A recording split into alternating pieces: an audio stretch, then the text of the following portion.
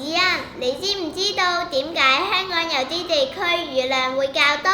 我當然知道啦，香港大帽山一帶地區平均雨量較多。係啊，不如我哋睇下有關嘅片段，了解下當中嘅原因。去片。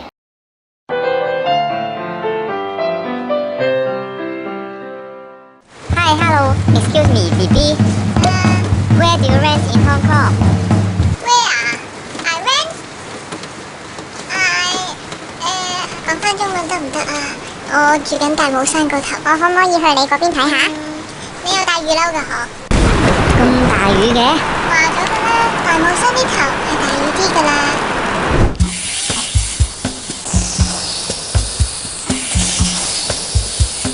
唔知你哋有冇發覺，香港有啲地區係雨量特別多嘅呢？知啊。鬼知咩？對比下香港嘅地形圖同埋各區平均雨量，就唔難睇得出平均雨量同香港嘅山勢有關係。香港山多平地少，呢啲都係香港主要嘅山峰。位於新界中部嘅大帽山係香港最高嘅山峰。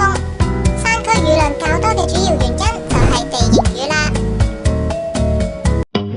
當潮濕嘅氣團遇到山勢阻擋，就會被迫沿坡上升。氣團一路上升嗰陣，佢嘅溫度就會下降。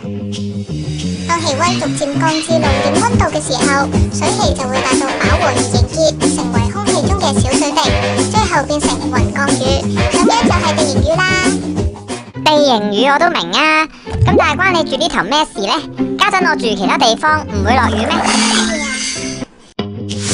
大家睇下，2022年呢一日，香港受西南季候風影響，呢啲由西南向東北移動嘅潮濕空氣遇上高山而被迫抬升，所以呢啲區域係特別大雨㗎。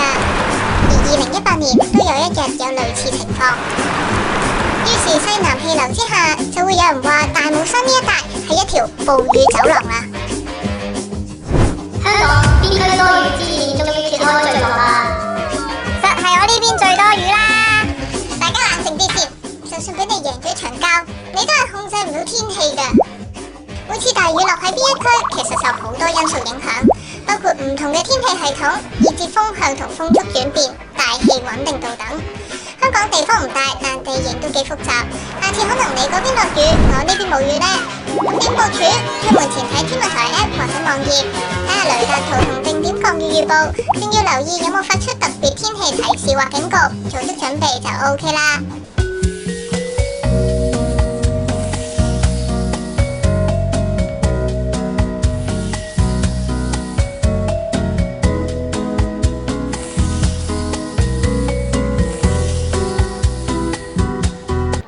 原來山區雨量會較多，仲有唔同地形、風向、風速嘅改變都會影響雨量。如果大家想認識多啲有關天氣知識，請多啲到圖書館借閱有關嘅圖書。我哋今日嘅分享完畢，多謝各位。